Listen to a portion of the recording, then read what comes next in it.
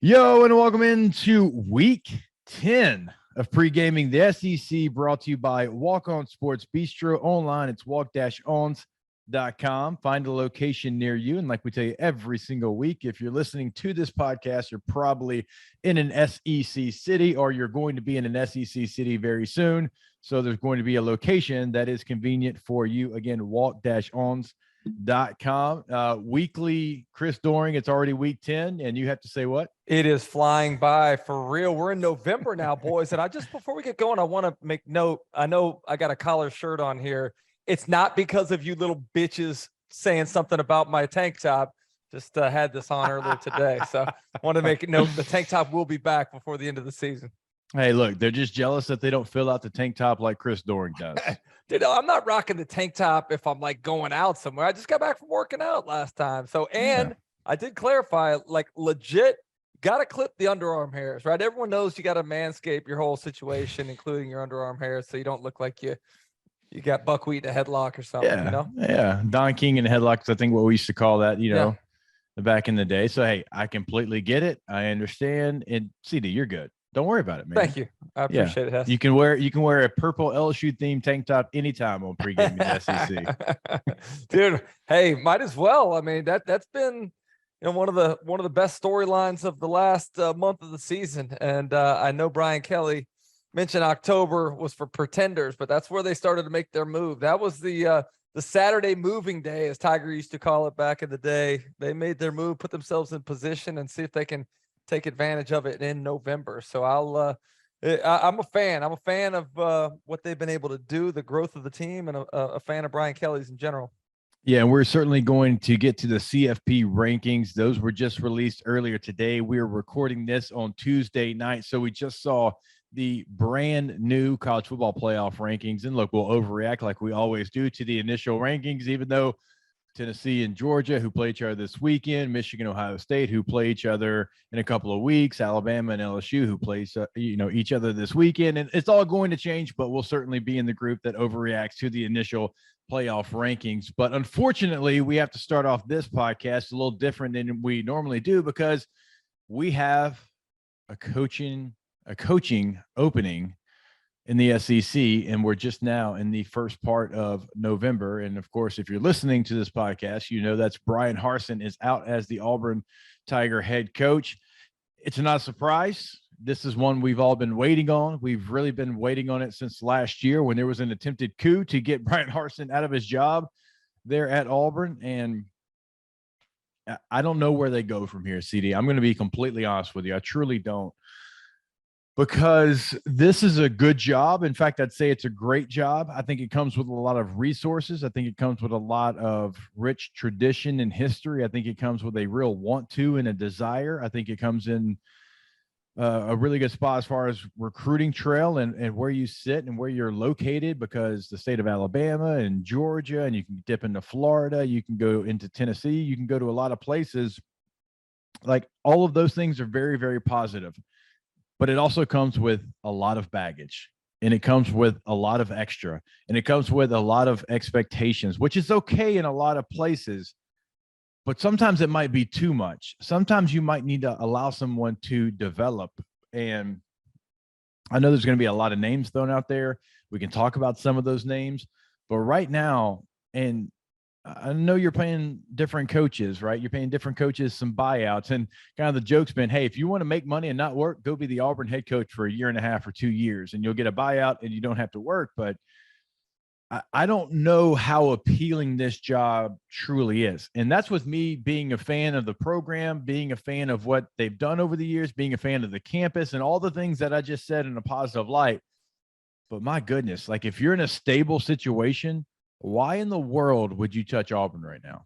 Yeah, it's an interesting question that you ask. And I saw in one of the articles on Tuesday the quote from a former or a current SEC assistant that said Auburn is the worst good job in college football. And I think that's a pretty good way of describing it, right? Because I think we're seeing kind of the separation of teams that can win it and teams that would like to win it but just don't have the resources and the other things you need to be able to do it. And Auburn is one of those that's in the haves, so to speak.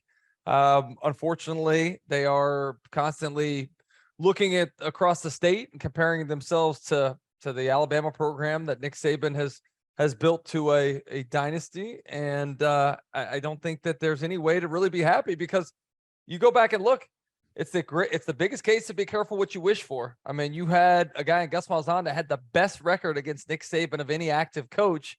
You let him go, and you found yourself in an even worse situation that you had to cut bait with 21 games into his tenure. So so much to unpack here, Hess. I know that we could go on forever about it, but just the idea that, that 21 games is enough for a coach to decide whether or not he's going to work out at a respective school is it's a little troubling to me. And a lot of it has to do with guys like Josh Heupel having success in year number 2 and seeing what could be possible. But I think that, unfortunately, is the exception to the rule.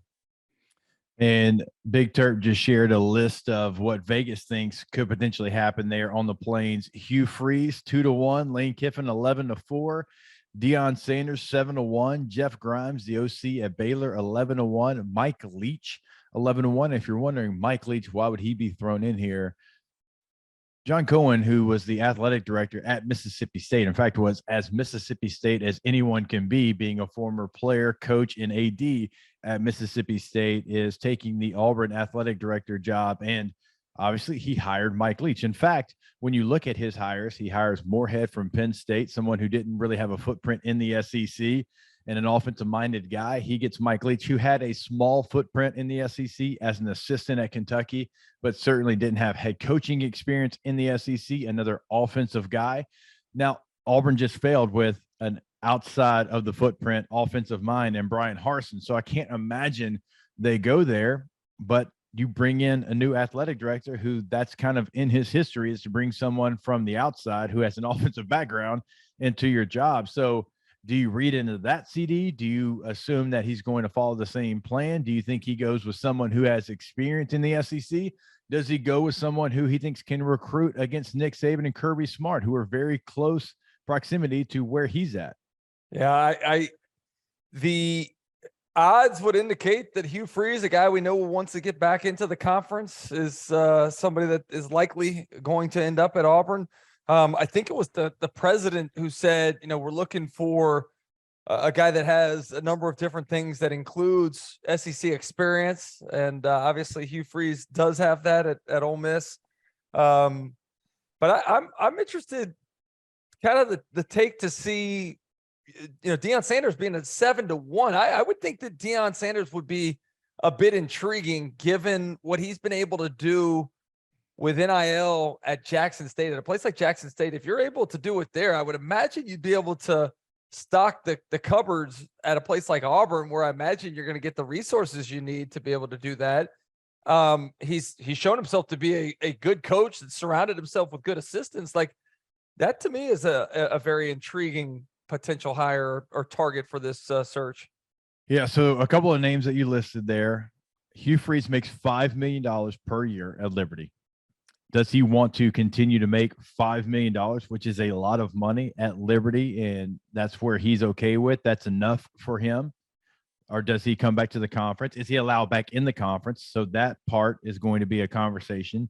You mentioned Deion Sanders. The one thing I do know, there's not a gymnasium in this country that he's not going to be able to walk straight into. There's not a coach's office in any high school in America that Deion's not going to be able to walk right into. And you might say, well, everyone has that privilege. No, they don't. They don't. They absolutely do not. But he would have it. Hey, can I get some extra time, on the way out of class before he goes to that next class? Can I talk to him just a little bit? Some coaches don't get it. Deion Sanders gets it. The recruiting part of that, I know would work. Now, the on-the-field coaching and who he brings in, we can have that conversation. But from day one, I know that part of it works. Isn't it amazing to think about how extended his 15 minutes of fame has been? And I know, this isn't like some flash, this is an all-time great, but like the fact that young kids that he would be recruiting knows the legend of primetime is amazing to think about how he's taken advantage of that window of recognition that typically, closes after a couple generations. Yeah, you have your like 5 minutes of fame, 15 minutes of fame if you're lucky. And even if you're a great player, like it's a generational thing. I saw a clip a couple of weeks ago. Matt Leinart was on the USC campus, and Matt Leinert's Yeah, an all-time I college saw that. quarterback. I mean, he's a Heisman Trophy winner, right? And he's won national championships. He's a first-round pick, and he's going around campus and is asking about Matt Leinart. No one has any clue who Matt Leinart is or who he is, which is Matt Leinart. So to your point, that doesn't follow everyone. Like And that wasn't that long ago. That was at that specific school, a guy that had a great career, won a Heisman Trophy there, and was not too long removed from playing in the NFL. No, I could go in the middle of campus. I could go right there in the quad with an 18 jersey on. Nobody, right? You might have people recognize from local radio show with T-Bob.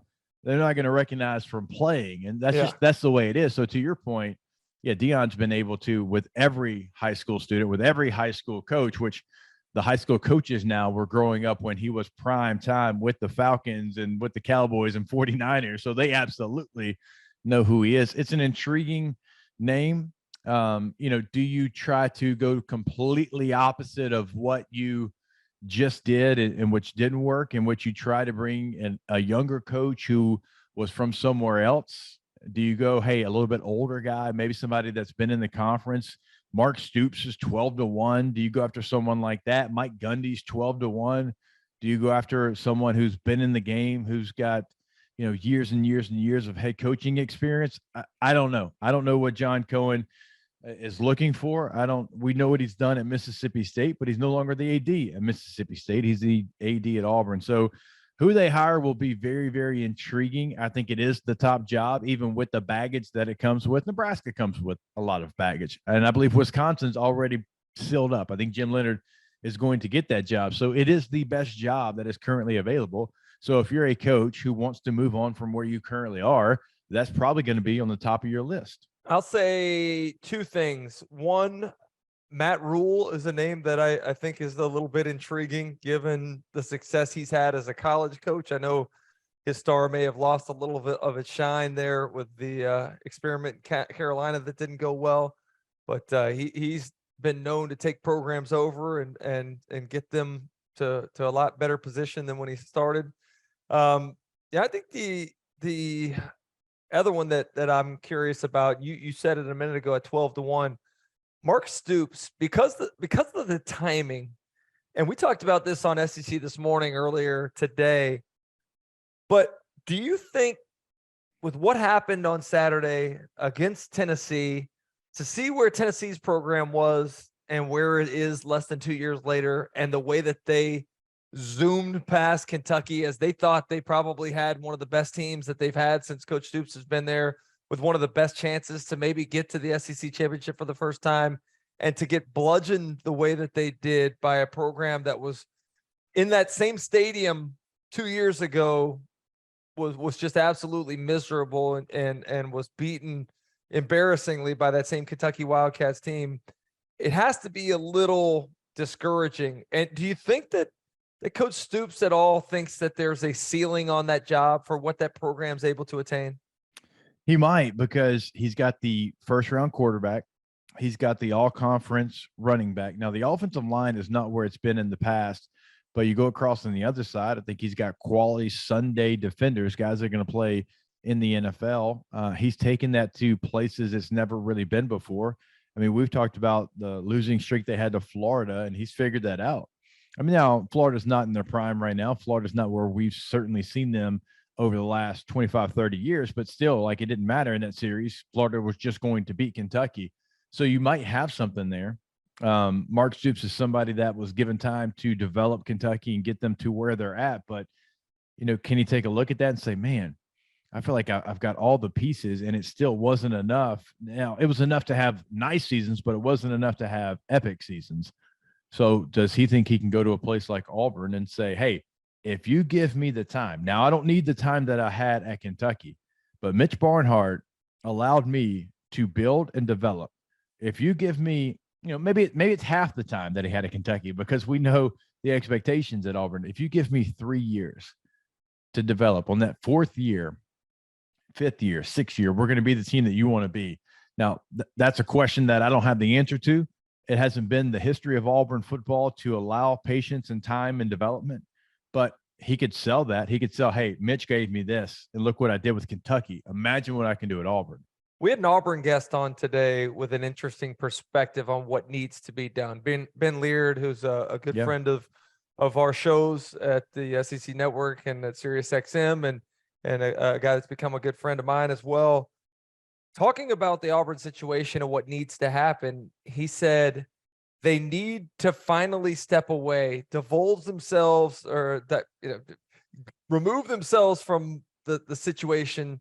The idea of having all these cooks in the kitchen, just take your hands off, hire somebody and let them go to work and do the job. And to me, as he's saying, I said, yeah, that sounds great in theory, but is that something that's possible at Auburn with their reputation for the booster meddling? Like, it's something that it sounds like it could work, but I'm not sure if there would be enough guys within that circle, that tight circle, that would be willing to take their hands off and let somebody do the job they're hired for.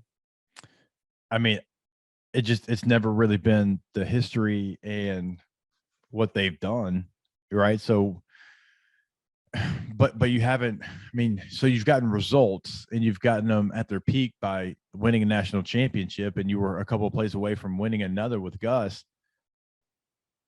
But it almost feels like you have to hit a little bit of, I don't want to say reset, because I think you're Auburn. I don't think you have to complete reset it, but almost what LSU did this year. Now, can you go get a Brian Kelly? I don't know.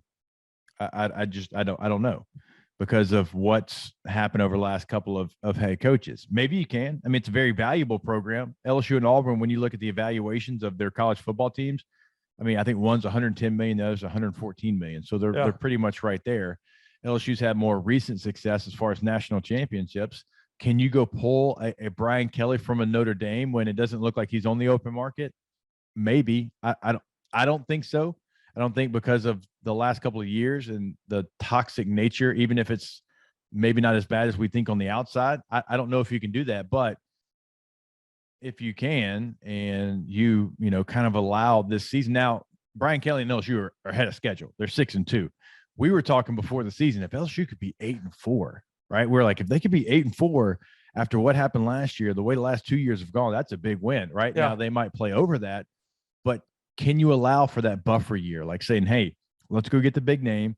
Let's give him all the resources that he needs, which they certainly will. He can dip into the transfer portal, because that gives you something different that you've never really had before. You can change your roster in 1 year. And if he goes 8-4 and you beat a couple of good teams, or even if it's 7-5, but you've got to win over a top 10, whoever, okay, that's enough. And we're not going to try to create a coup against that coach to get him out of here, right?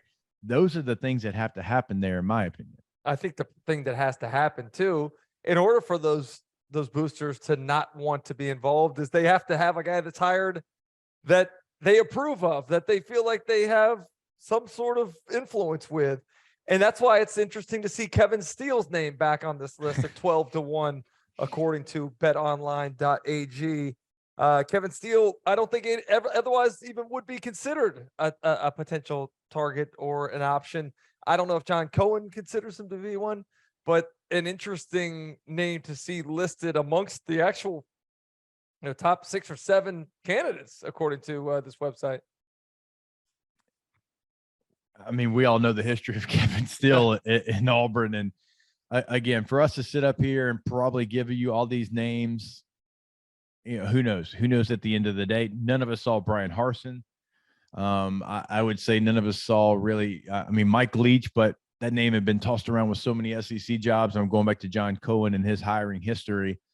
Josh Heupel wasn't a name until you go and get Danny White to be your athletic director that any of us were tossing around. So we've seen SEC schools kind of hire from outside, or I would say hire a surprise guy, because, Josh Heupel has been a coordinator in the SEC before, but it's the top job open right now. We'll talk about it over the next couple of weeks. And the way it works now with early signing period, it's probably going to be sooner rather than later than we have a couple of names to really go off of. And with the transfer portal, and when that kicks in December, you're certainly going to try to restructure your roster through that way as well. So it's a big story. We'll probably talk about it multiple weeks here on Pregaming the SEC. Again, not a surprise at all. Unfortunately, this is something that we've been waiting when and not if it happens. All right, let's go to college football playoff rankings, because again, this show and this format is going to be a little bit different tonight because we do have fresh CFP rankings. In fact, the first of the year, and an SEC team is at the top. And it's not the Georgia Bulldogs, which a lot of people just assumed, including yours truly. I thought it would be Georgia 1, Tennessee 2, and some combination of Ohio State and Michigan 3 and 4. But that is not what we got with the initial rankings. And it goes number 1, Tennessee, followed by Ohio State, still no Georgia, until you get to number 3. And then Clemson and Michigan round out the top 5. Alabama comes in at number 6, TCU at 7, Oregon at 8, USC at number 9. And another SEC team, maybe a little bit of a surprise, LSU comes in at number 10. So, CD, when you hear those rankings, when you hear those numbers next to those teams, which was the most surprising for you? Probably Clemson. And I think the Clemson ranking probably has something to do that shouldn't be considered, and that's their reputation. That's their past. That's what they've done. So called the benefit of the doubt club. That is, and it's not supposed to be factored in. But I have not been impressed with them. I have not been impressed with the teams they've beaten. I have not been impressed with the ACC as a whole. They're going to go undefeated. They're going to finish their season beating South Carolina at home. They're going to be 12-0. They could get tested. Actually, this week they played. They play Notre Dame this week. Yeah, play Notre Dame on the road in South Bend. Play Notre Dame this week. So maybe Notre Dame's a team that seems to be getting better. Maybe they get tested this week. I just think they're a bit fraudulent. But unfortunately, I don't think there's enough teams on their schedule to expose that fraudulence. So maybe our guy Chiz gets a shot at him in the ACC championship game. That would be amazing to get a chance to see. But I look at ACC or Clemson as being the team that maybe I thought was higher than they should have been. I think TCU deserves more credit than what they've gotten. TCU is a team that's kind of been fun to watch this year, particularly in the fourth quarter. Their resiliency when they're down, their ability to play entire 60 minutes and beyond is something that I've enjoyed getting to watch from week to week. So I would say those. I wasn't surprised by Tennessee. That was my number 1 team since the night they beat Alabama, just due to the resume that they've had. But yeah, I'd say probably those 2 things are most surprising of the night. Yeah, and when I say I'm surprised Tennessee was 1 and not Georgia, I thought Georgia would be 1, Tennessee 2, just because it's the old to be the man, you got to beat the man mentality. But that goes back to last year. That doesn't have anything to do with this year. Yeah, but I mean, we just said it. Like, we know there's teams that get the benefit of the doubt. And I still think that Georgia has the best win of anyone, including Tennessee's win over Alabama, because of how dominant it was. Because Tennessee at home beat Alabama, who's number 6. It was a great game, right? But you look at Georgia and the way they beat Oregon, who's number 8 in this initial rankings, like, that's hard to get off my mind. Even though the totality of the wins that Tennessee has, I do think it's better than Georgia. I was just surprised.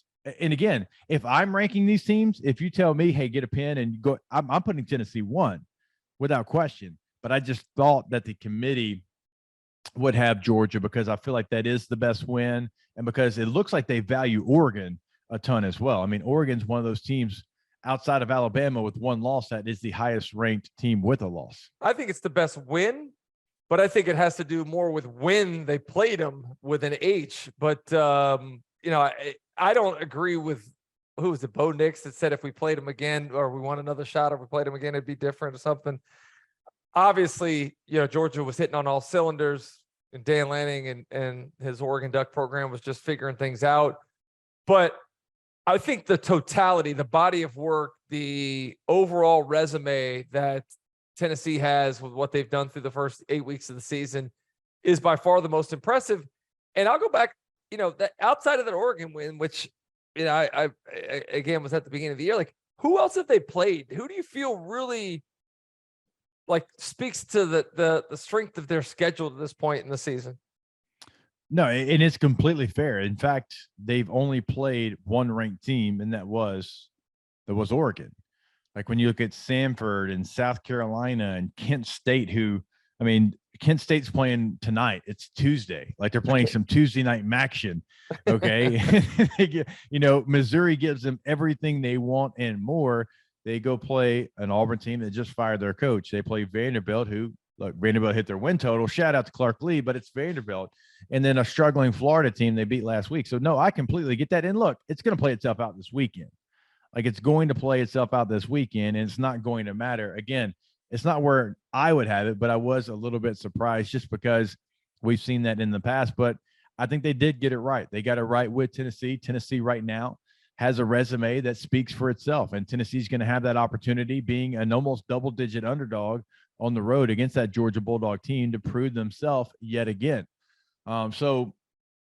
Yeah, I mean, both of them are right there. Both have an opportunity to, if you're Tennessee, stay right there. And Georgia certainly has the opportunity to move up. When I saw TCU at 7, I kind of knew they were going to be there. But if I'm TCU, I'm going to be like, hey, you know what we did? We beat 4 ranked teams in 4 weeks. Like you start talking about resumes, that's on their resume. And just because we didn't have TCU there at the beginning of the year, I feel like they're getting punished. TCU was, I believe, picked to finish 7th in the Big 12 in most publications. And here they are 7th in the country. And it goes back to Cincinnati. Again, it shouldn't be this way, but it is. Cincinnati got in last year because they started at number 8. TCU starts outside the top 25, probably outside the top 40, and they've had to climb and fight and scratch and claw their way to get to number 7.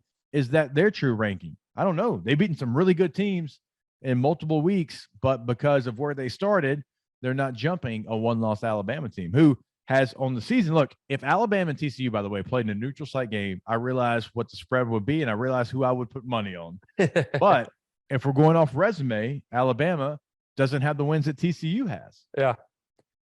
Yeah. I think there's so many different factors. And at the end of the day, human beings are making a decision. So you can tell them that they don't take reputation into consideration, but they're going to. You can tell them you don't take history from last season into consideration, but they will. You can tell them that they shouldn't think about the AP or the coaches polls and where a team started from, but inevitably they will. The good thing about it is, you take into 2 months of the season into consideration before you put these rankings out.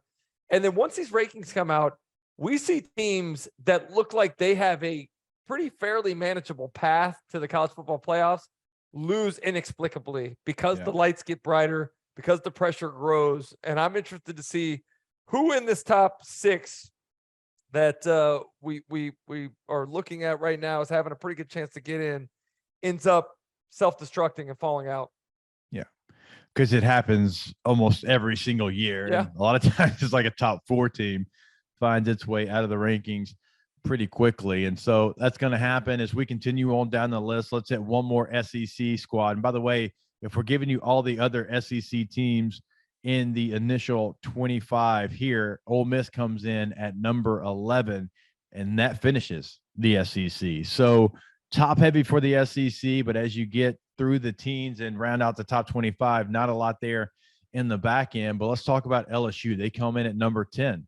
They are the highest ranked 2-loss team ahead of Ole Miss. Now, Ole Miss only has 1 loss, but we saw LSU was able to beat Ole Miss in Tiger Stadium a couple of weeks ago by 4 scores. So they get the nod over Ole Miss. And a lot of people have a little conspiracy theories. If you've been on Twitter tonight, or if you're listening to this podcast a couple of days later and you've seen it all on Twitter play out as well, that ESPN has decided because they have Alabama and LSU this weekend on their network, they're going ahead and ramping LSU up a little bit, if you will. But LSU does come in at number 10. They've been a team that's been outside of the Tennessee game very impressive over the last couple of weeks, including that big victory against Ole Miss.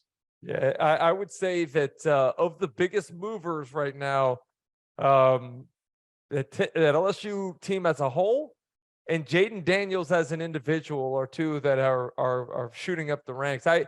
Our Friday night SEC now on the SEC network, we ranked our top 5 quarterbacks because how often do we rank in the preseason when we're trying to fill time when there's no games and we want to create conversation? We make those preseason quarterback rankings. Well, we did it after basically 2 months of the season, and I had Jaden Daniels actually as my number 3 quarterback in the conference. You're closer there, obviously, as an LSU grad living in Baton Rouge, but I've seen his evolution. The guy's unstoppable in the zone read game, especially in the tight red zone. It's a gimme. His trust now of a talented group of receivers and understanding where to go with the football and accurately have improved immensely from the beginning of the year. I don't know if I've seen a quarterback evolve as much as I've seen him evolve in the matter of 2 months within a season than what he has. So I'm actually pretty high on this LSU team.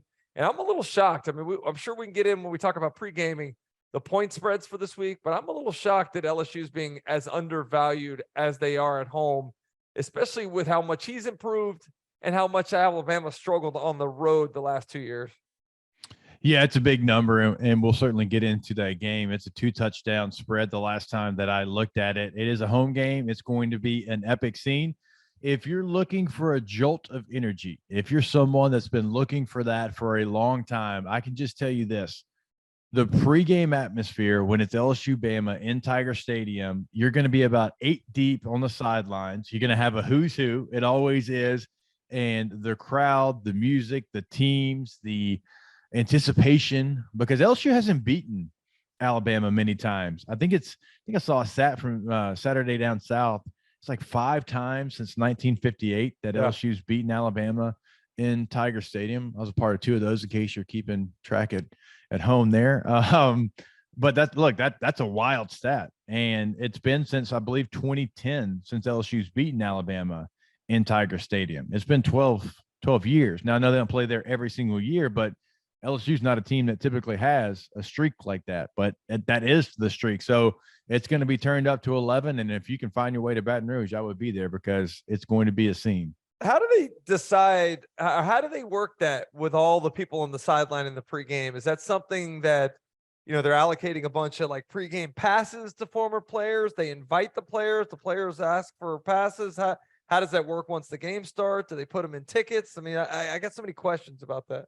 Yeah, typically you get a pregame pass and it goes up until about 10 minutes, 15 minutes before kick. And then you go to your seat. You're going to have extra media credentials for a game like this. Now, typically there's going to be a lot of media that would be at this game, a 6-10 matchup, that are going to be at 1-3 matchup there in Athens. And so media might not be there as far as the presence that it usually is, but yeah, former players this is the game that they look forward to.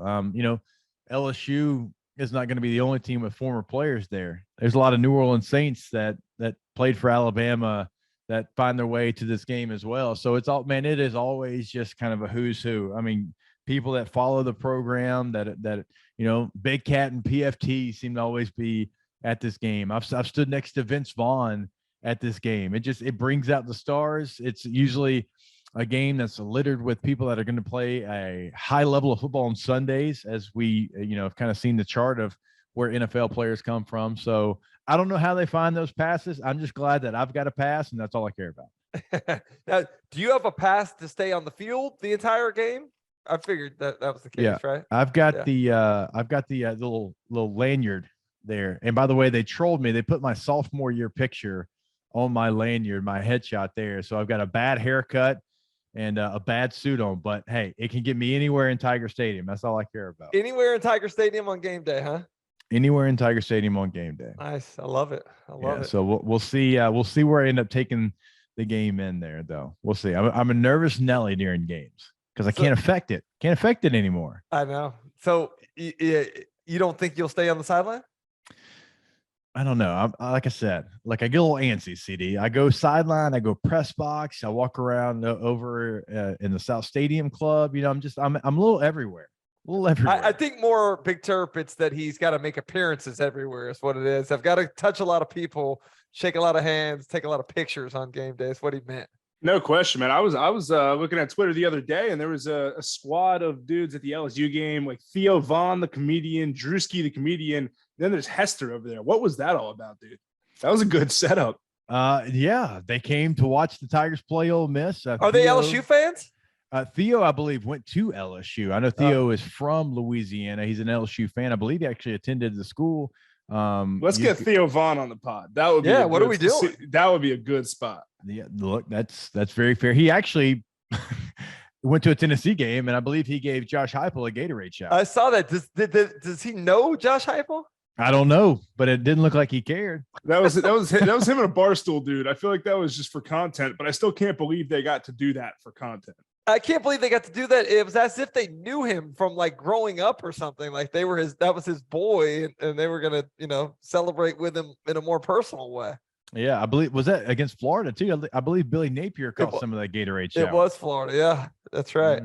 Yeah, that's we'll have to ask him if we can get him on the pod. We'll call him out. Maybe we'll tag him here. We'll see if we can get Theo on the pod there. But yeah, back to it. Going to be a great game. Looking forward to it. It's going to be crazy enough the secondary game in the SEC because of Georgia and Tennessee, and Georgia and Tennessee is going to be the game of the week across the country. So I think we're all looking forward to that. All right. Typically here we do hold my beer, but I'm just going to quickly pass over this because my hold my beer is going to be just Tennessee and Tennessee's football program, where they're at right now, what they've done this year, what the future looks like for them. Josh Heupel was not the hire that any of us saw coming, including myself. We're like, Josh Heupel, he's done some good things, but is that someone that can come in and take over this program that needs A, B, and C? Well, he's done A, B, C, D, E, F, G, H, I, go all the way to Z. All right. He's done every single thing that you need him to do. And it's been impressive. It's been fun to watch as an offensive football player to see offense be played at that high level, to be that efficient. So for me, man, Tennessee's been the story of college football. It's certainly been the story of the SEC.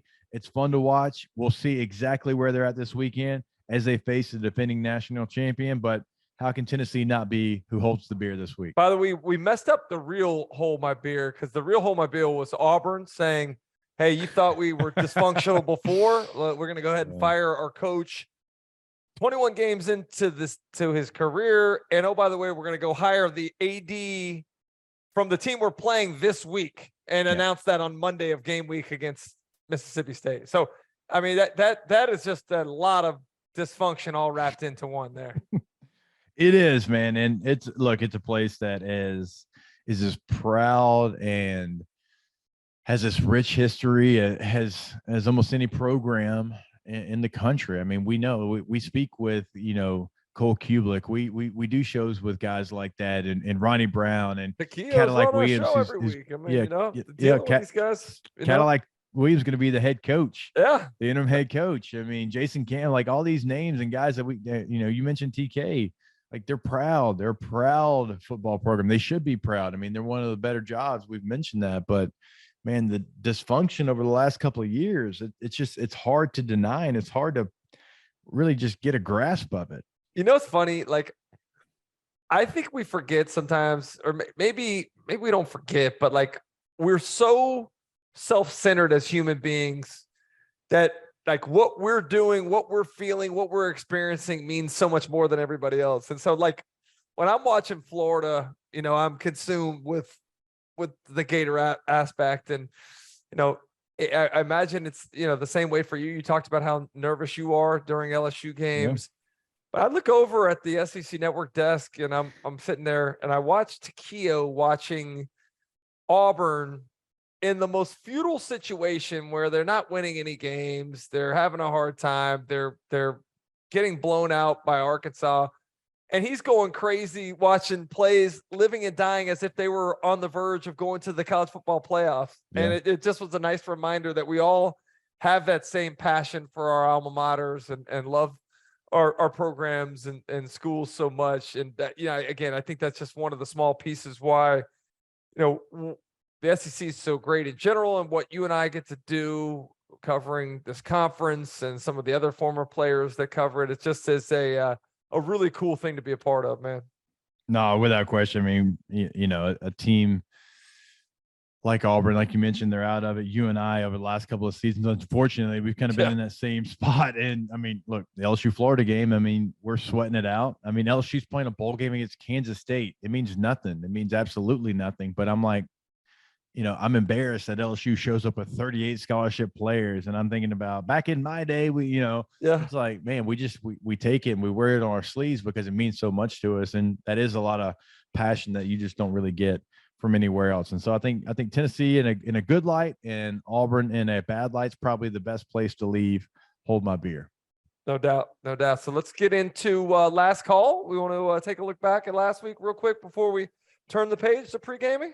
Yeah, so I don't know if you guys want to hit all of these here or throw a few at you, but I do want to start with that Missouri-South Carolina game. I'm very curious to see what you guys are thinking about these two programs at this point. We obviously come in feeling decent about South Carolina and what they've been doing this year. They end up losing this game 23-10. We have talked a lot about the good defense over there at Mizzou. They look very solid. But start with South Carolina here because that was not a particularly great showing for the Cox. I mean, I'm going to be honest. I'm just going to lump two teams into my last call here. And it's not two teams that played each other. It's going to be two teams that were ranked coming into last week. And we spent a lot of time talking about them. It's Kentucky and South Carolina. I had both of those teams doing some big things, more Kentucky than South Carolina. And I just don't understand. CD, maybe you can help me. There's a piece missing. Now, the piece is different for both these teams. And as I mentioned, I think Kentucky a little bit more than South Carolina, but you have teams that have players, that have coaches, and they get in these positions. And for whatever reason, there's a barrier and they can't get over that barrier. They stop at the barrier. They have a conversation at the barrier about, what's the other side and what it takes maybe to get to the other side. But for whatever reason, they can't get over it. And for Kentucky, it's truly playing for the East and being maybe the third best team in the SEC and the second best team in the East. And for South Carolina, it's like, hey, can we go beat 8-4 this year? Can we go beat 9-3? Can we maybe, just maybe, go win double-digit games when Steve Spurrier, like they did when he was there? Which Shane Beamer knows what that looks like because he was an assistant there.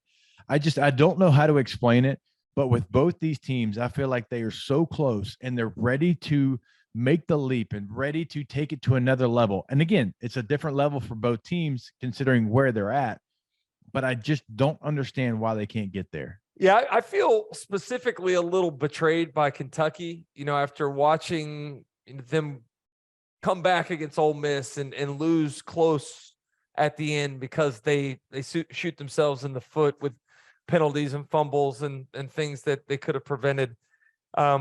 Losing to South Carolina at home, even with Will Levis on the sideline banged up, you probably think at that point in time, Kentucky with the level that they had elevated to would be able to win a game like that. But when you go out there and you're not even competitive against Tennessee with a guy that you're talking about that could be a top 10 pick in the NFL draft, maybe the number one quarterback overall, and you look, and I don't think anybody has loved Will Levis as much as you and I have, but what do you make of the fact that, in 12 SEC games in the last 2 years, he's thrown for less than 180 yards on average in those 12 games? Like, at some point in time, you can look at, say, wow, the offensive line's not great this year. You can look at, say, there's some issues with the receivers at some points. I didn't see him make a lot of good throws. I'll be honest with you. There were chances. Receivers could have helped him out some, but I didn't see him make a lot of good throws in that game against Tennessee. No, because he didn't. I mean, he was 16 of 27 for 98 yards and threw it to Tennessee 3 times. I mean, I think he has it in him. I think when you go back and you look at the history, like he's got the talent. Some of the offense hasn't called for him to throw for 350 yards. I think that's part of it. But also, like, there's moments when you'd like to see him take that next step, kind of like Kentucky as a whole. He had a great performance against LSU last year, but it was with his legs more so than it was his arm. Like, he made enough plays with his arm, and he gives you a little bit of a dual threat situation there. But for whatever reason, again, like it feels like there's this ceiling that Will Levis and Kentucky both kind of get to, and you feel like they're going to punch through that ceiling, but they can't. And actually they start to fall a little bit. Not to say they can't pick themselves back up, but like you said, like I watched the all 22 of this game. It's not all on Will Levis, but a lot of it is. Like there's plays to be made, and they're not making these plays. And if this is going to be a first-round quarterback, one of the first 32 names called in next year's draft, there's going to have to be some development, and you're going to have to show me that you can make these plays, because do you have Hyatt and McCoy and Tillman and all? No, you don't have that, but you've got good enough receivers where you should be making some plays. Well, I mean, that's one of the things we bragged about a lot this year, was how well they've done in surrounding Will Levis with talent. Tavion Robinson from Virginia Tech, looking at Dane Key and Marion Brown as freshmen. Like, I felt really good about those guys and the tight ends. And so I do think that he's got good enough receivers to be able to throw the football more consistently than what he has. And I'm glad you watched the L-22 of Kentucky, because I watched that on the plane ride home on Monday. The thing that you and I know about playing in the NFL is the quarterbacks have such a high level of accuracy that if I'm standing in a zone with my back turned to the defense and the quarterback throws the ball to my right shoulder, I know that I need to turn to my right shoulder, because that's where I'm going to be able to avoid the defender. Or if I'm running a shallow cross, he's going to put it on me where I can catch the ball and turn it upfield and run. The play that stood out to me the most, that I was most disappointed about, it preceded the interception down in the red zone by about 3 plays, probably. The interception where Slaughter hits the receiver and the ball bounces up and gets intercepted. That should never even have happened, because Kentucky had a great play on probably 2 or 3 plays before that, where they run out of a little 2 receiver set, get a pick, come underneath, and it would have been a walk-in touchdown if Will Levis throws him the football, where he can catch it and keep running. He throws it at a lower body position for the receiver. He goes down, doesn't even get the first down. They have to go for it on the next down just to convert. But if you hit him in stride, he ends up walking into the end zone, and you never have that interception. Like, those are the plays that you have to be able to make, the little throws when you have a good play on. You're not asking you to go out there and be Aaron Rodgers and win the game with your arm solely. Just make the plays that are there to be made when they're there and present the opportunity. Yeah, I mean, that's what the film showed, and you're exactly right. Like, the quarterback is going to be responsible for making those plays, and I just didn't see him. I didn't see enough game-changing plays, and then obviously once it started to spiral on Kentucky, then the game was over, and I felt like that was a pivotal moment. And when Kentucky answered, I'm like, oh, this is a game. This is going to be a game. That initial answer when they scored their only points of the game, and then they just it was like the last series and last couple series of the Ole Miss game, but for the entire game. Yeah, like there was plays to be made.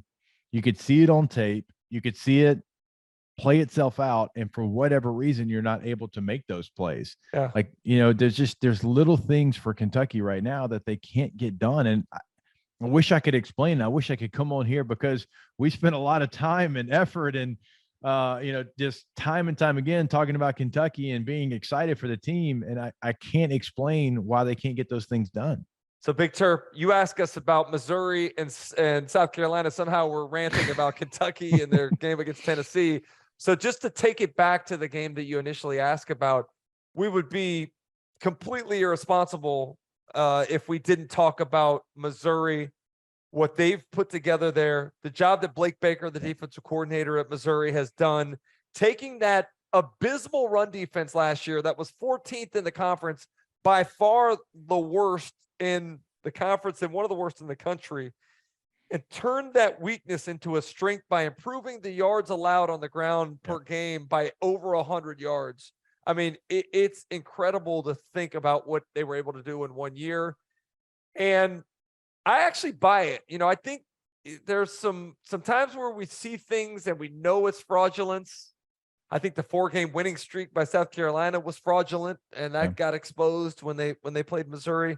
But I actually believe the Missouri defense is legit. Their run defensive improvement is legit, and that Eli Drinkwitz has this team headed in the right direction. I can't say enough nice things about Blake Baker. Like, I am a giant fan, and you and I have talked about this, CD. I'm a huge fan of what he's doing, what he's done, what he's going to do. He's going to be a hot name. Missouri's going to have to do everything they can to keep it. And remember, he wasn't initially named the defensive coordinator. he was initially named a position coach and then found his way to the defensive coordinator position. And good thing he did, because you're right. Like, they've completely changed the narrative, and they've done outside of Kansas State. The Kansas State game completely got away with them, or got away from them. They've done it to everybody, including Georgia. I mean, what they did against Georgia, that was a hell of a game plan, and they executed that.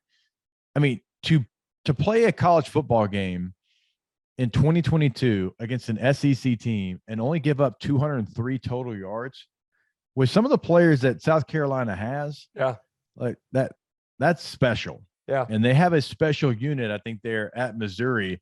And are they having an epic season, a world beater? No, but they're 4-4. They're 2-3 in conference play. A lot of people are asking questions about Eli Drinkwitz coming into this season. I think those questions have to go away. I mean, because when we look at the layout of their schedule, again, outside of the Kansas State game, you lost the game 7 different ways against Auburn, right? It's not excusable, but you got to go find a way to win that game. And you didn't, but I mean, if anybody watched that game, Missouri was a better team that day. Then you come back, which is hard to do, against the number 1 team in the country, and you put up an absolute dogfight. You lose everything by 4. They wanted, no doubt. Everything that Georgia could have wanted and handled, they gave it all to them for about 3.5 quarters of that ball game. You go on the road to the Swamp. You give Florida a hell of an effort, 24-17. You fall just short there. You come back, and I don't care. Look, you have more points than Vanderbilt. Were you up 14-0? They got hairy at the end. It did, but you won. And then you come back with this performance against South Carolina. Now, you've got some Bears coming up with Kentucky and Tennessee and Arkansas still left on your schedule. But I think, considering the way that it started, losing to Kansas State like they did, being heartbreaking losses to Auburn and Georgia, but to still right the ship and be where they're at right now, I think Drink still has the ear of this team. I still think he's the right guy for this job. And I think that it's a program that is still on track to continue to get better. I'm with you on that. Big Terp, where you want to go next, my friend? I want to go right to where you are, CD. Gainesville, Florida. What is happening in Gainesville? They dismissed Brenton Cox from the program on Monday, coming off the 42-20 loss, and the cocktail party lost by under 23 points. We'll talk about that later. Yeah, CD, talk Gators to me. Yeah, it's a little bit of a mess. You know, I think all eyes yesterday were on Monday. All eyes were on Auburn and what was going on there with the firing of their head coach and the hiring of a new athletic director. But here in Gainesville, you had the announcement of Brenton Cox being dismissed for what Billy Napier said was kind of a cumulative effect of a lot of different things that came to a head. Reports of things happening in the post-game locker room between he and some of the coaches. And then the open mic situation. I don't know how much you guys paid attention to AP reporter Mark Long and his comments, but it seems like a little bit of a mess right now with everything that's going on. And I think what you saw on Saturday in the cocktail party, Hester, was a perfect example of the immense disparity in talent between Georgia and where Florida is right now. The amount of miles that Florida has to go to get on the same level was clearly illustrated in that game, and the fact that Georgia turned the football over 3 times, they busted multiple coverages, they didn't play anywhere near their best, and still won by 22 points. Yeah, there's no question. You turn on that game and you don't have to watch the all 22. You can see it from the TV copy. It is a different level of athlete right now at Georgia than it is Florida. That's certainly not been the case in the past. And there's some nice pieces, I think, for Florida that they brought in as freshmen, that they brought in through the transfer portal, but it's just not enough to compete in a game like that. And a lot of that falls on the staff that was there before Billy Napier. Dan Mullen, great coach. I'm just going to say, from the outside looking in, didn't love recruiting. I mean, he had too many comments that pointed to that. At Mississippi State, you can take a lot of the players that he was able to get to Starkville, and you can thrive with those players. That's just not the situation at Florida. That's not the way Florida handles things. And you have to recruit because you can recruit at a very high level. And I just don't see CD. And tell me if I'm wrong. I don't see the same players that I've seen at Florida. Certainly when I was playing, when you were playing. after I was playing, it's really been 3-4 years since I've seen the players that I'm used to seeing suit up in the Gator uniform. And now that's like Billy Napier. He's doing a nice job on the recruiting trail. I know fans don't want to hear that. He's bringing those players in, but they're just not there right now. Yeah. Florida was in for a long haul from the get-go, knowing where the roster was that this staff inherited and knowing the schedule they had to face. I mean, having Utah to open the season, having to play LSU and Texas A&M as cross-division opponents this year, having to end with a much better Florida team in Tallahassee on Black Friday night. Like, there are a lot of challenges that still remain on the schedule. I mean, Florida is going to be fortunate to get bowl eligible. If we're being honest, you look at the rest of their schedule, you know, they've got to go to College Station this week. They've got South Carolina coming up. They got Vanderbilt, and they go to Tallahassee against Florida State. Like, as you look at the schedule, knowing what you know about, you know, some of the things that are going on right now, what do you think they finish the season at? I still think they get. You think they get 7 wins? You think they win 3 of those 4? I think they get 2. Yeah, I think it's a 6-6 team. It's a 6-6 team. They get to a bowl game. Yeah, and I tried to tell all of these Gator fans, and they got mad at me in the preseason, but I tried to tell them that they were, you know, if you could get 8-4, that would have been a miraculous season. But 7-5 was more likely. I'm not sure that they can reach it right now. But the thing that Florida fans need to understand is just how big of a rebuild this is. This is not a cosmetic, right? You know, quick fix. It's a bigger tear down to the studs almost and start over again. And that's what Billy Napier's been tasked with. That's what he's doing. But I'll say this, the thing that I like, and you've heard me say this on this podcast for the last 9 weeks, I like their resiliency. I like how hard they play.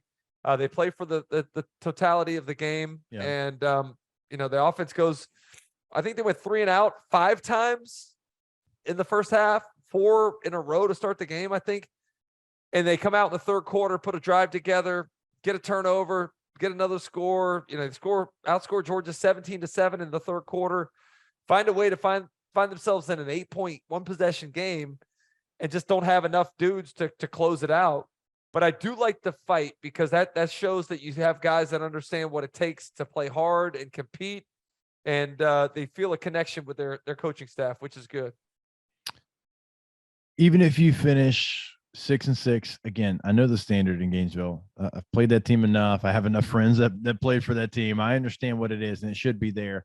But even if you go 6-6 and you have wins, let's say it ends up being Florida State, Texas A&M, Utah, who was number 7 in the country at that time, and you're number 1 with all the challenges that Billy Napier took over, I think you have to understand the job that was done and the job that's going to be done by that staff. Now, you know, people realizing that's hard to do. It's hard to do it multiple places, but the recruiting rankings, who they were able to bring in through the transfer portal, the players that he had at Louisiana Lafayette that followed him there, that tells me that he is someone that the players want to follow, somebody that they believe in. They're going to be fine. They're going to be fine, but you have to have that patience with CD. We know it's very difficult some places, and Florida's one of those places. We need to talk real quick about Georgia, the winning half of that ball game in Jacksonville on Saturday.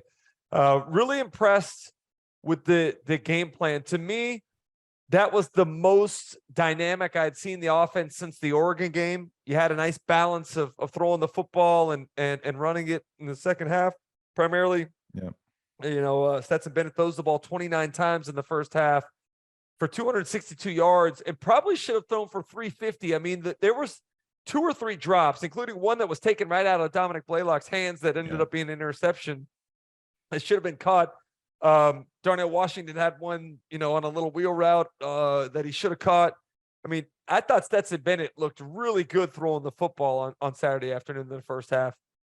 Yeah, I think Stetson Bennett is someone that we continue to undervalue, and I'm saying all of us, not just some of us, not a group of us. I think all of us still undervalue what Stetson Bennett brings to that team.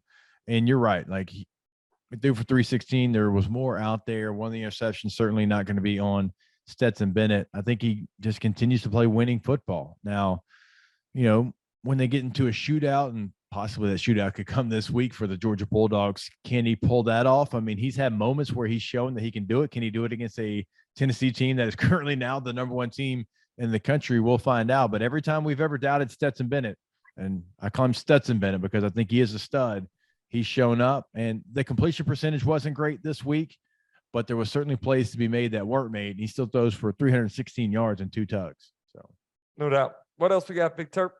All right, you want to do one more before we pregame? Sure.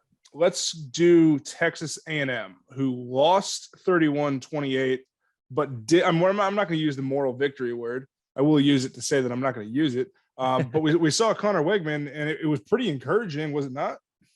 Yeah, I think that's definitely the bright spot. I mean, Wegman comes in 28-44, 338 through the air, 4 touchdowns. Most importantly, no interceptions. He is the future. He's a quarterback moving forward. He'll be the quarterback for the rest of this year. He'll be the quarterback for the next 2 years. Our guy, Billy Lucci, who is definitely a friend of all of ours and is as dialed into Texas A&M as anyone out there, has told us ever since he stepped on campus that he was the guy, that he would be the guy. Now, we thought it would be next year, but it's now, and it's going to be now. It's going to be next year. It's going to be the year after that, and then he's going to have a long career on Sundays. I think he's truly that kind of player. So inserting him in this lost season, and make no mistake about it, this is a lost season for Texas A&M. They're 3-5 and 1-4 in conference. That is a bright spot. I mean, A-Chain did A-Chain things in this game, 25 for 138. The receiver room is coming along nicely. It truly is. Like, the receivers that are young players are getting valuable experience. Maybe we can start having that conversation about next year. It's not a conversation of this year. It's a lost season. So why not? Because Jimbo's not going anywhere. They owe him too much money. He's not going anywhere. There's going to be shakeups in the coaching staff. They're going to bring in an offensive coordinator. They're going to bring in new coaches. Everyone who's been with him for a long time, be it at, he's had guys that were with him as GAs at LSU. They were assistants in Florida State. They're assistants at A&M. They're not going to be with him anymore. They're going to have to move on from all of those guys. And y'all know who I'm talking about probably if you look at the coaching roster there. And that's just the way it is, because when you can't move on from the head coach, you move on from what? The assistants. And they're going to bring in a whole new staff. I would at least assume. It'd be shocking if they didn't. But if I'm A&M, if I'm Jimbo Fisher, knowing that I still have games on my schedule that are going to be difficult, including Florida, even Auburn. I'm not giving you Auburn. Auburn on the road right now with a team that has nothing to lose. That's going to be a dogfight. And then you finish up with LSU, who is playing at their best level right now. It's going to be a longer season, right? You might not go to a bowl game. Like, that's a real possibility that you're not going to a bowl game, Texas A&M, and you started number 6 in the country. So here's what you do. You get ready and you get experience for the guys that are going to be there for you next year, right? Because you have recruited at a level and a way that can get you there. Now, you got to keep all those guys. You got to re-recruit those guys. You got to make sure those guys are happy, because that's never easy in this day and age of college football. But get those guys experience. You got Wegman in there. You've got Stewart. You've got other players that are young players that are going to be a part of this program if they stay. So go ahead. It sucks. It's not fun. No one wants to do it, but start getting them ready for next year. I will say this, though, going back to Connor Wegman, I was not convinced that was the best thing to do, to put him in, only because I didn't trust the offensive line. The offensive line has gotten 2 quarterbacks banged up already this year, and they're down, 3 guys on the offensive line. I thought it might be the worst thing to have him in there taking a lot of shots and to have his development set back. But I thought the offensive staff put a nice game plan together. You saw them out of the get-go go right down the field on their first 2 possessions, scored 14 points. And I like the utilization. It was not RPO, it was play action pass. It made it easy on him. He didn't have to make a bunch of reads. He took advantage of the fact that you knew the defense was going to try to, they're going to come up and run support. And hey, if this freshman can beat us, then so be it. And he finally used the tight ends. I mean, we hadn't seen the tight ends be utilized at Texas A&M this year all season long. We wondered where that group was. Yeah. But those guys had a contribution early on. So I thought they did a nice job of giving him some opportunity to be successful early. And then at the end of the ball game, when they're making a run down 10 points late, he made some good throws, man. I thought he handled that pressure very, very well. And I commend the 12th man for showing up as well in a season that's certainly far from where they expected to be. They had a great home field advantage in that, and made an admirable effort. Real quick, does Texas A&M get bowl eligible this year? Oof. They got to win 3 of the next 4. Give it to me. They've got to play Florida. They've got to play Auburn on the road. They have UMass, so they're going to get a victory there. That gets them to 4, and they play LSU at home. So they have to win 2 of the 3 games in the SEC: Florida, Auburn, and LSU. Golly. So you're saying that they've got to win 3 of their final 4 games, and they've got to beat 2 of the 3 SEC opponents on that schedule there.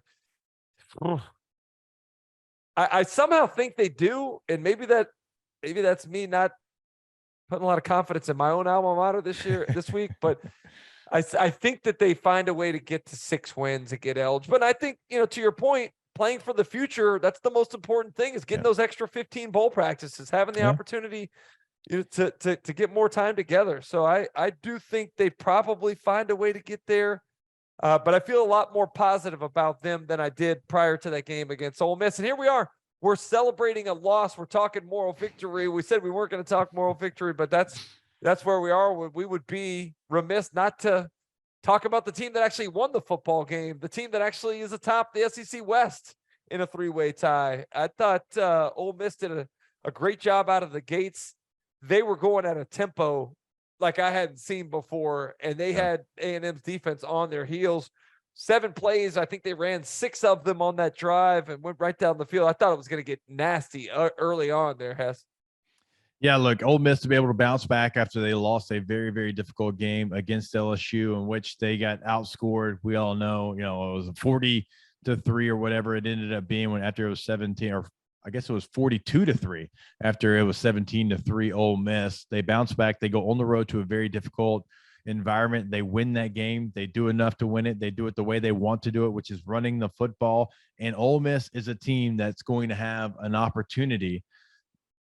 Now, is it winning the SEC West, which they have to beat Alabama? I don't know that, but they're going to have an opportunity to have the type of season they had a year ago, which finished with a Sugar Bowl appearance. And if they do that back-to-back years, make no mistake about it, they are on schedule, and they are probably way ahead of schedule, and they're there to stay. Certainly if Lane Kiffin continues to be the head coach of Ole Miss, because Ole Miss they haven't had that. They've had a run here, a run there, a run here, a run there. But if you start stringing together back-to-back Sugar Bowl appearances, that's different, and that can even unlock something that we maybe haven't seen in a very long time there in Oxford. I thought that they were going to take a big step back this year after losing both coordinators, losing Matt Corral, playing the schedule that they did in the second half. Lost 2 good running backs. Yeah, I mean, there was a lot to be concerned about, but they've handled this year so far with flying colors, with the exception of the one game that they dropped against LSU.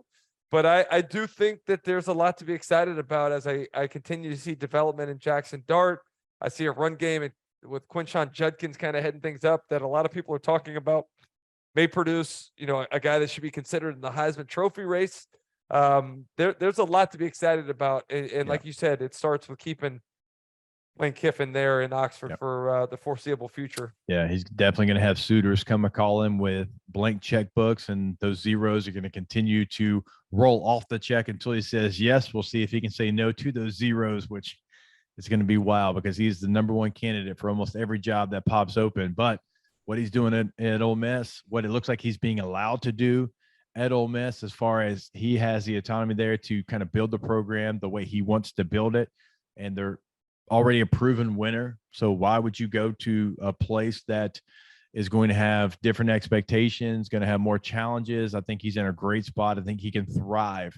In fact, I know we got to move on because we're running late here, but 5 years ago, Lane Kiffin's in a different place. 3 years ago, Lane Kiffin's in a different place. 2 years ago, he's probably in a different place. 2 years ago, I would have said there's, 15 jobs, 20 jobs maybe that Lane Kiffin would have left Ole Miss for. Like truly, probably 20. 20 might be a good number. There might be 5 now. Yeah. You know what I'm saying? There might be like 5 jobs. He's not going to jump at the first major Power 5. They've won a national championship in the last 30 years team. He's just not going to do it. I think right now he realizes what he has. And so that's a good thing for Ole Miss and their football program and where it's headed. All right, since I mentioned we are going long here, we still have to pregame because after all, this is pregaming the SEC. Now, we've talked a lot about the other teams that are playing. We've talked a lot about Kentucky. We've talked a lot about Missouri. We've talked about Florida, A&M. And so what we're going to do here is we're going to pregame the two games. We're going to preview 1 versus 3. We're going to preview 6 versus 10. Big Terror, where should we start? I think we should save the best for last. And I'm LSU, sorry, Alabama. All right, I agree with you. Sorry that LSU is not included in the best. It's not the one. I'm talking strictly numerical here. So, yeah, we'll go 6-10 first. That's Alabama, LSU in Baton Rouge, 7 p.m. Eastern time kickoff on ESPN. And see that you said it before. You were a little surprised to see this spread. Bama, 13.5-point favorites. Yeah, 13.5-point favorites. It seems like in a normal year that would be maybe where we would see the spread, but this is anything but a normal year for Alabama, where they've had such a hard time on the road, where they have been so undisciplined, where they've turned the football over, where they haven't played the defense that we typically have seen, going into a place against a team that may be amongst the most confident right now with the light switch kind of flipping on for LSU. Yeah. I think that 2 touchdowns almost seems like it's a little bit too much given all those factors, Hess. And I know you're kind of close to it, but I'd love to have your impression of how the LSU folks are feeling right now with the confidence that they must have. Yeah, it's a big number. And Alabama's had a lot of success in this series recently. I mean, there's no hiding that. But this is a different LSU team. Just like I think it's a little bit of a different Alabama team, I think it's a different LSU team. And I'm not just talking about the players, but I'm talking about the coaches as well. Now, this game last year was very competitive. LSU threw the ball in the end zone. If they catch it, they win the game. And it's because LSU actually made adjustments and they gave Alabama something, certainly defensively, that they weren't ready for. And a lot of times in this history in the last 15 years, Alabama's dominated because they've made the adjustments. The bye week has been better for them than it's been for LSU. I want to see how this coaching staff treats the bye week for LSU. I want to see what adjustments they're going to make. I want to see what surprises they have for Alabama, because I think this collection of coaches is a damn good one. Like I truly think Mike Denbrock at OC, Brian Kelly's the head coach, Matt House as the defensive coordinator has been fantastic. I want to see how much of an advantage, if at all, it is for Alabama and what they've done during this bye. Because I'll be honest with you, as someone that follows LSU like I do, I feel like it's been a major advantage for Alabama to have the extra time, the rest, to the ability to get healthy, the ability to come up with a game plan. Now, LSU, they changed that trend last year. It wasn't enough, but it was damn close. Remember, they were doing nothing. They were playing base defense. They were playing 4-2-5. They were running cover 3, and that's all they were doing last year. And then they had a bye week, and they came out, and they were running cover 0. They had every front that you can imagine. They were switching up their coverages. And Alabama, last year, I forget what the total numbers were, but, I mean, they had like 6 yards rushing in the game. Now, Bryce Young hit a couple of big shots. They threw for over 300 yards, but Alabama couldn't get anything going on the ground, and it became a one-dimensional game, and LSU was right there. Again, LSU has a chance to win that game, and if Max Johnson is able to connect that last pass, which had an opportunity, they win the game, and that's a bad LSU team. So they made the adjustments. It worked for them then. Can they do that again now? I believe in this coaching staff for LSU. I think they're going to have a great game plan, and I think it's going to be a 4-quarter battle. I think it's going to be one of those games that comes down with 4 minutes left in the fourth quarter.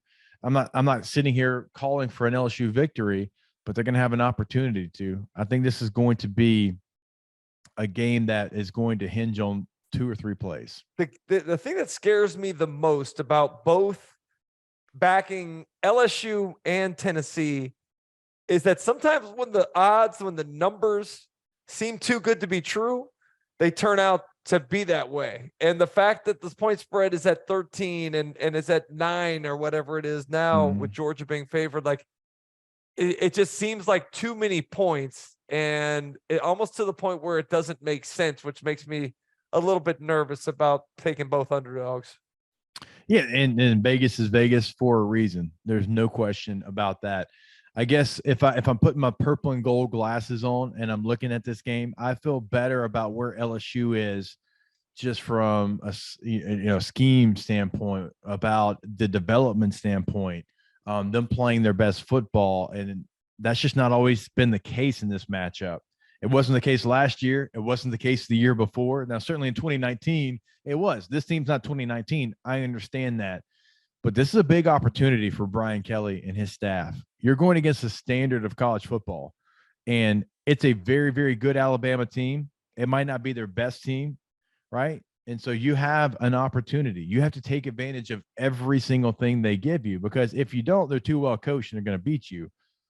But you have a real chance, and you have this marquee matchup in your building. The last time you had a marquee matchup in your building, you didn't show up. You got embarrassed 40-13 against Tennessee. So you get another shot at it. And a lot of times we don't get another shot at it. So more than anything, I want to see how the LSU coaching staff handled the extra time, what they did with it, what they've put into the game plan, and what it looks like. And can you continue to stay on your heater? Because your quarterback, if we're going just off 2 games, right, the last 2, he's played like a top 5 quarterback in the country. Yep. Can he continue that? We'll see. I'm interested the matchup between the LSU receivers and the secondary of Alabama, because we saw them get exposed, and some of it was being exposed by good players. Some of it was being exposed by scheme and what Josh Heupel and that Tennessee offense, what the staff was able to do to get favorable matchups, to create opportunities for Jalen Hyatt to be on DeMarco Hellams, and those things. I don't know that you'll get as many opportunities in the scheme that LSU uses. And then I don't know if I should believe what I saw in the improvement that secondary showed against Mississippi State. Like, was that improvement? Was that Eli Ricks getting more of an opportunity? Yeah. Or was that just the bad matchup that is Mississippi State's offense against Alabama's defense, and the fact that there's no real vertical stretch, and that they can sit on every pass route, and that they can contest every short throw, and they can drive on every slant route? Like, I don't know whether I believe that the improvement that I saw from the Tennessee game to the Mississippi State game was actually real. Looking forward to it. I'm going to be in that number, and Alabama's going to bring their A game. They always do. It's a big game for Coach Saban. He knows LSU as well as anyone, and obviously being there, the success that he had there, Alabama fans are going to show up in Baton Rouge. LSU fans will certainly be there as well. It's going to have a feel that it hasn't had in since 2019, so a couple of years. So looking forward to it. Think it's going to be a hell of a football game. We'll see if LSU can pull off the upset, or if Alabama can stay, kind of on that path to control their own destiny in the West. Even that 2019 season, that LSU Alabama game was in Tuscaloosa. Was there a game that you go back and think of? Maybe it was Florida, but was there a game that had the big game atmosphere like we're anticipating this week in Tiger Stadium? It was Florida. Florida was great. The whole LSU student section, when they were doing the Gator chomp, that was a good one. That was a good one, but it's still, as much as LSU and Florida are rivals, for it to be Alabama this week and what that means between those two schools and the opportunity that presents itself for LSU, because you can say what you want about the college football rankings and the fact that LSU's at number 11 right now and they have 2 losses. If they win this game, if they make it to Atlanta, if they win the SEC championship game, they're going to be in the college football playoffs. You're not keeping the SEC champion out of the college football playoffs. No, I mean, there's not a scenario that I can get you there. I mean, they understand what it takes to get to Atlanta and win that game. Now, there's a long way to go for LSU to get to that point, but LSU understands that. Their fans, and T-Bob and I have talked about it every day this week. Like, they understand what's at stake. They understand that it's a big moment. They understand that they have a team that can compete in this game. It hasn't felt like that in a long time. So I'm looking forward to it, man. I think it's going to be a great college football game between 2 good teams. We'll see if one of those teams can be great. We'll see exactly if LSU can continue the success that they've had. We'll see if Alabama can be Alabama. So looking forward to it. But oddly enough, LSU Alabama, a top 10 matchup, is not the game of the week in the SEC. Big Turp. There's another game in the SEC that I didn't say it, some are calling it the biggest game in the SEC this week. This is true. This is number one Tennessee against number 3 Georgia.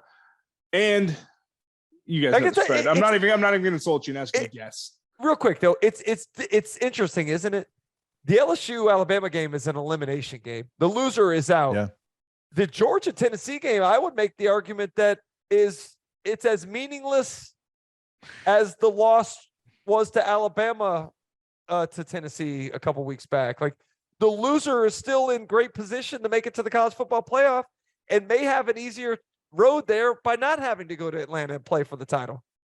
We've seen it happen before. We have certainly seen a team that didn't win their division. They didn't have to play in an SEC championship game, get to a national championship game, and hoist a national championship trophy at the end of that national championship game. So it's been done before.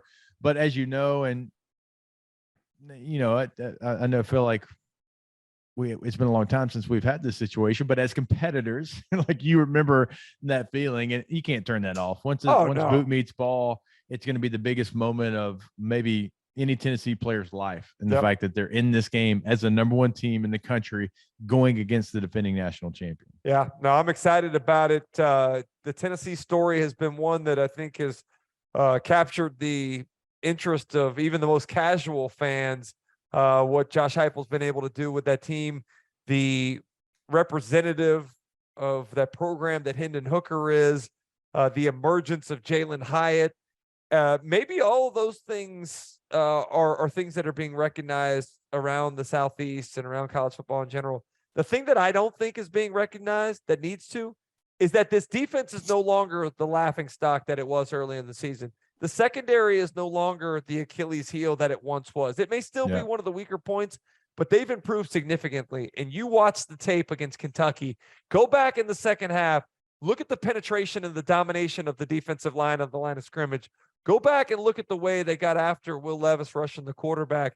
Go back and look at the way now with Jalen McCullough back in the secondary and the emergence of Slaughter after they moved him out to the corner position. I feel like this defense, and I have been resistant to saying this, even though PB has said it about a month back, but it does remind me a lot of the 2019 LSU team in the way that the offense is rolling, the defense is a liability, and suddenly becomes a strength as the season wears on. What was once the weak point, I think, is now becoming at least a neutral with the improvement of the defensive side of the football. There's a lot of similarities. There truly is. Now, I'm not ready to crown them what that team did. That team did it over 15 games, and that team did it. They did it in a way that it was surprising, and nobody really saw it coming. And obviously, a lot of people got caught up in it, including myself. But they finished it, and that's the key part. They finished it. They went 15-0. I'm sitting here. I'm trying to think, like, similarities. Yes. Differences. I mean, Jamar Chase and Jefferson, and probably because of what they did in the NFL, like, it's hard to put anybody on that level in college. And Terrace Marshall. Yeah. Now, what Hyatt's doing is special. I mean, it truly is. I mean, he's got 14 touchdowns already on this year. If I'm picking hairs here, maybe the only difference is there's, you know, I like Wright at the running back position. I think Clyde Edwards-Helaire was perfect for that offense. He gave them something where they could go empty, the way he caught the ball out of the backfield, the way he was in pass protection. Maybe if I'm truly splitting hairs here, maybe the only difference, but you got to give Tennessee credit that we're even having that conversation. Let me ask you this question. I was guilty. I'm going to confess. I was guilty in the first half of the year of feeling like this was not sustainable. At some point in time, they were going to trip up. They were going to make a mistake. They were going to reveal themselves to not being as imposing as they've looked. They have not done that. And maybe the most impressive thing about all of this for Tennessee has been Hendon Hooker, his inability, his unwillingness to turn the football over. 2 interceptions on the entire year. The team as a whole has only turned it over 8 times.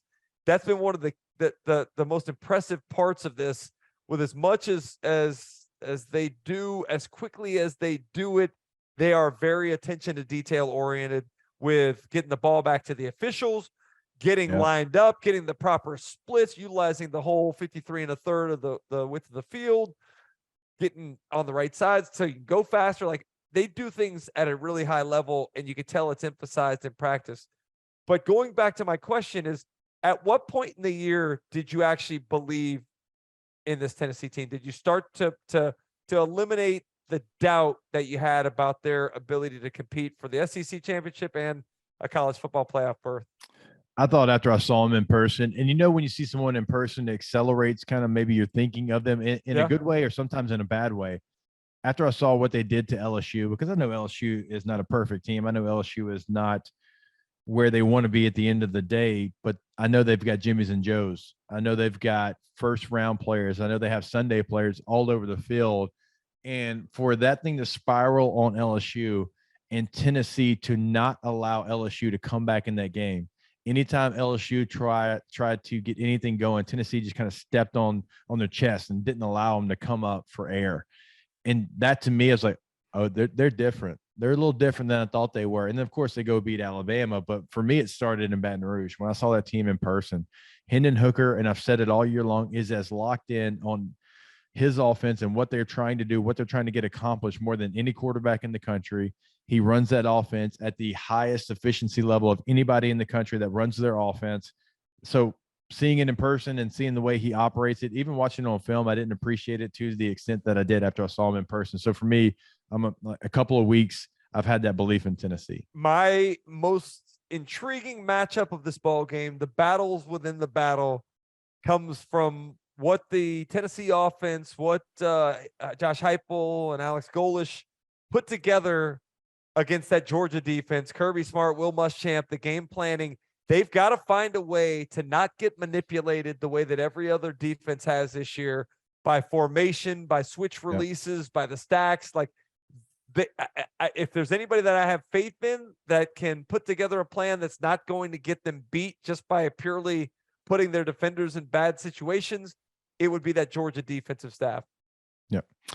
Now, Georgia's going to be without Nolan Smith. That's going to be something that I think affects them. And he's got 3 sacks on the year. I don't want to say only, but he's got 3 sacks on the year. It's not the sack numbers that I think is going to affect them. It's the time that offenses don't have to plan around him. That is key to me. And I was talking with Colt McCoy earlier today, whenever this news kind of came out. And I'm like, hey, like, Colt, you've been in those meeting rooms because, and CD, you have as well, but not as much in protections. Like when you have that dude at edge rusher, it's in the offensive line room, certainly in the quarterback room, in the running back room. You talk about that guy more than you talk about anybody else. Hey, offensive line, we can't allow this guy to beat us. Hey, running backs, before you get out on your route, you got to chip him. You got to give him something. You got to give him your presence. That was always the big term that running back coaches use. Hey, quarterbacks, hey, if there's any questions, slide it to his direction. Make sure you got him picked up. And Georgia will have a guy that replaces him that's probably a 5-star guy, but he doesn't have the reputation of that player just yet. And so when you can kind of game plan naturally and you don't have to overemphasize one player, I think that helps an offense. And so there's going to be multiple things they miss, not just his play on the field, but just his presence and him being out there.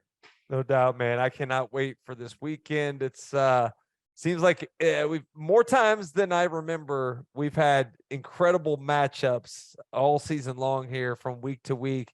And this weekend may be the highlight of the 10-week season so far, man. Looking forward to both those big games and all the other in the SEC that'll take place. All right, before we close today's show, because we had a good week and we have bad weeks, maybe we don't have time for best bets, but when we have good weeks, we have plenty of time for best bets. I'm looking at some pretty nice records, starting to figure some things out, Big Terp. Yeah, I believe it's the first time all year that we've both been over 500 here. Doring was 9-14 after an 0-3 week, and then he promised to get it going. Yeah. And now he's on a 6-0 heater. Let's go. You hit. I mean, things are going well when you hit a plus 23 in a 42-20 ball game. But you hit Florida plus 23, Arkansas -3, never a doubt. And that A&M Ole Miss game hit by 5 points, something like that, that over 55. Hess, I don't think you're going to go the rest of the year without taking a Missouri under, because those have been working for you. And that is a real challenge this week. I think it's like a 41.5 against Kentucky. So we'll see. But Hess hits that under 46. He hits that -1.5 Ole Miss. And if Kentucky could score some damn points, anything, man. A 44-6 ball game, and you had the over 61. That early-ish pick was a killer. That felt like an early over killer. But so you go 2-1. Yeah. So CD 15, 14, and 1. Hess 15, 12, and 1. That's what we like to hear. Let's finish up strong, Hess. I mean, we got to, like again, Brian Kelly said, October's for pretenders, November's for contenders. Let's finish this thing up right, bro. Hey, how about this stat? Since you just reminded me, one last thing here on this episode. Brian Kelly at Notre Dame, he went 2018, 2019, 2020, and 2021 without losing a game in November. Really? That's a solid stat, man. That's a stat that when he said that about being contenders in November, that feels like something he's preached for a very, very long time. So that could be something to watch for LSU. And it starts this week against a very talented, in the standard of college football, Alabama football team. So, man, we've got a great slate. College football continues to just be the greatest thing in the world, continues to show out and show off, and it's going to do so again this weekend. Hey, we ripped an hour and a half here after claiming that we would try to keep things brief, but an hour and a half in, and probably could have gone another an hour and a half if we had the time allocated. Yes, we could. If I didn't have screaming children trying to get to bed, if you didn't have a morning show to do what feels like probably in like 6 hours, we could do it. But look, it's okay. We have plenty of time to talk next week. We'll be back next week, of course, for week 11 of Pregaming the SEC. Always remember, on social media, it's Pregaming the SEC. That is the handle. On YouTube, search Pregaming the SEC. On Spotify and Apple, same thing. Like, subscribe, do the whole deal. We'd love to have you join us here on this show. We'll see you next week. Remember, walk-ons.com, Walk On Sports Bistro. Find that location that is near you or soon to be near you. We'll see you next week on Pregaming the SEC.